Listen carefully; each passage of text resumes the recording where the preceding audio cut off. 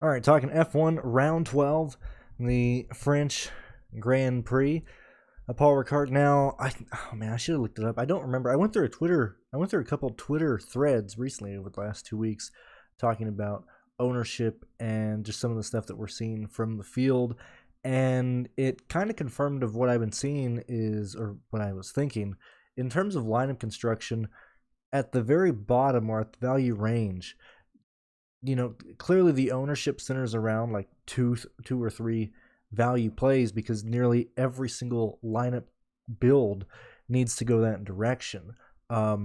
We haven't seen that it's worth, using a like a mid value captain. Where we're seeing time and time again that we're wanting to use an expensive captain, and we're wanting to use an expensive constructor, and so yeah, continuing on to round 12 of this, when we're looking at the value range, there's very few plays that I think are even worth like wasting your time with.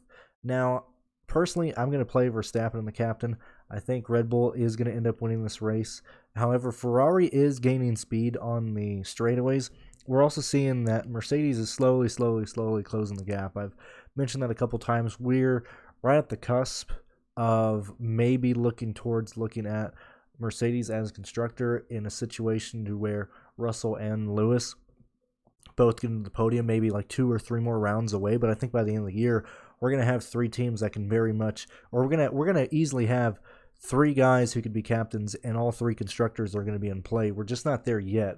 I think when that happens, it's going to help the amount of duplications that we have, and the amount of ties that we have, and the amount of just chalk plays at the bottom that we end up having. But entering this weekend, Alexander Albon and Kevin Magnussen are the 2 guys that I just see that nearly every lineup is going to have and need to use. Now, I think Magnussen is going to outscore Schumacher in this, so I'm leaning towards Magnussen and Albon being the 2 guys at the bottom who carry ownership. We might see less ownership on Magnussen and have it spread between the 2 Haas drivers, just based on certain guys maybe trying to get up to Fernando Alonso or George Russell, or even chasing the place differential, and which shouldn't even be a reason that you go off of. Shouldn't even be the reason that you chase Carlos. But you can chase Carlos in a situation where Leclerc runs into an issue. Like, for example, I have Verstappen winning this race. If we think that Leclerc ends up having engine troubles or wrecks out or does something, I think the optimal will probably end up being a Verstappen and Sainz type of line, just because I do have Sainz projected for 6th. If he ends up defeating his teammate, we could very easily see him score nearly 20 points tomorrow. I currently have him for 15. I don't see that race going that direction, and I'm probably not going to make enough lines to cover a situation like that.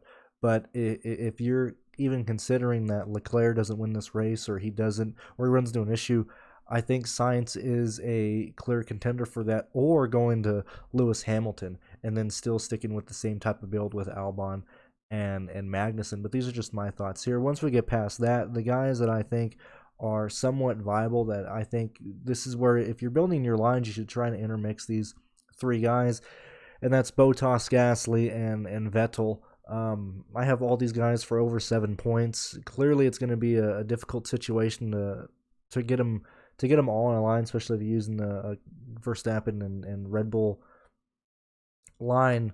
But I have a lot of people projected very similar this week, and so this is a week where I don't think there's a real reason to go after anybody over Fernando Alonso, over $7,000 in the rest of your lines, when you already have Verstappen and Red Bull as a constructor. I think you're really hurting yourself if you end up chasing Lewis Hamilton. I think you're really hurting yourself if you chase, or either of the Mercedes guys, just due to the fact that you're going to probably end up having somebody in the value range that doesn't defeat their teammate.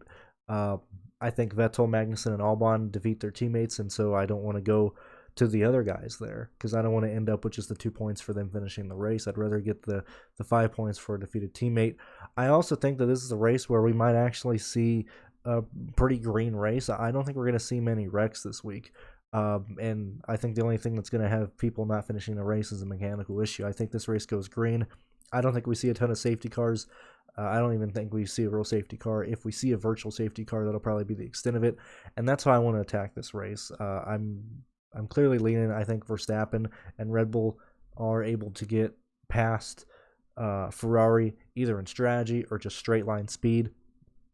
I think that leans to Verstappen's race at some point. That's just how I'm looking at it. And so that's how I'm attacking this week.